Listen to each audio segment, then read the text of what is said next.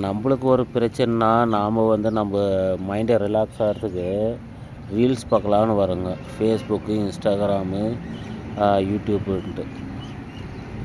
ஃபேஸ்புக்கில் பார்த்தா நேற்று ஏஜஸ் கல்யாணத்துக்கு விஜய் தெரீசா வந்தாங்கன்னு அதே போட்டு போட்டு போட்டு காமிக்கிறாங்க. நம்மளால் அது எந்த பேஜை ஓப்பன் பண்ணாலும், ஃபோட்டோ ஓப்பன் பண்ணாலே அதுதான் வருது, ரீல்ஸு ஓப்பன் பண்ணாலே அதுதான் வருது. சரி, ஃபேஸ்புக்கில் தான் இப்படி வருதுன்னு இன்ஸ்டாகிராம் போனால் இன்ஸ்டாகிராமுக்கு இதை விட கொடுமையாக இருக்குது. அதுலேயும் அப்படி தான். சரி, இதுதான் இப்படி வருதுன்னு பார்த்தா யூடியூப் போனால் யூடியூப் ரீல்ஸ்லேயும் இப்படி தான் வருது.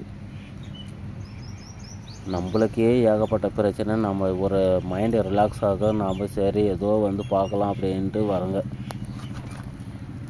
என்ன தான் பண்ணுறதுன்னு தெரில. இப்படி போட்டு போட்டுனா நம்மளுக்கே ஏகப்பட்ட பிரச்சனை. இதில் மேலே ஒரு 3 நாட்டுக்கு போர் நடக்குது. அதை பற்றி யாரும் இவ்வளோ வைரலாக விளையாட்டுங்க சாமி. நேற்று விஜய் தெரீசா கல்யாணத்துக்கு போனான்ட்டு இவ்வளோ ஒரு வயலாகுது. இந்த வைரலுக்கு நம்ம என்ன தான் சொல்கிறதுன்னு தெரில.